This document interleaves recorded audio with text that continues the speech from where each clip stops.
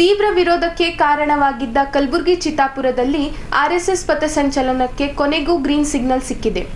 ಹೈಕೋರ್ಟ್ನಲ್ಲಿ ಆರ್ಎಸ್ಎಸ್ ಪಥಸಂಚಲನದ ಅರ್ಜಿ ವಿಚಾರಣೆ ನಡೆದಿದ್ದು, ಕಲಬುರಗಿ ಜಿಲ್ಲಾಡಳಿತ ನೀಡಿರುವ ಆರ್ಎಸ್ಎಸ್ ಪಥಸಂಚಲನಕ್ಕೆ ಷರತ್ತುಬದ್ಧ ಅನುಮತಿ ನೀಡಲಾಗಿದೆ.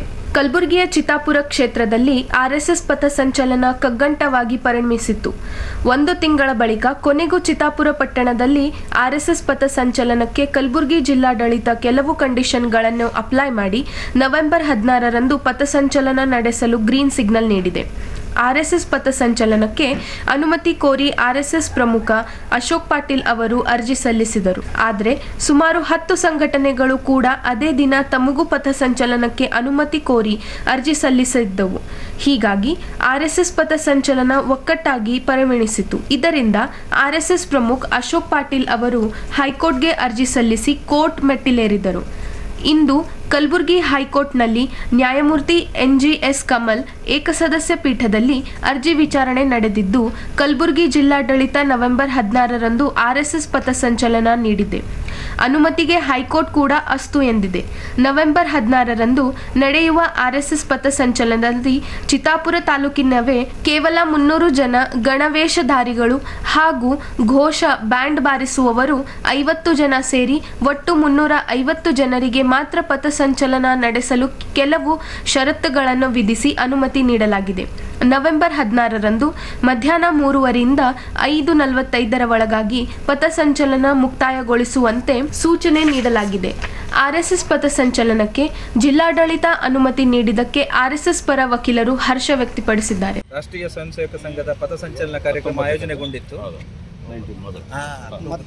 ಹೀಗಾಗಿ ಆ ಕಾರ್ಯಕ್ರಮಕ್ಕೆ ಪರ್ಮಿಷನ್ ಕೇಳಿದಾಗ ಮಧ್ಯರಾತ್ರಿಯಲ್ಲಿ ಅದನ್ನು ಜಿಲ್ಲಾಡಳಿತ ನಿರಾಕರಣೆ ಮಾಡಿತ್ತು. ತಾಲೂಕು ದಂಡಾಧಿಕಾರಿ ಅದನ್ನು ರಿಜೆಕ್ಟ್ ಮಾಡಿದರು.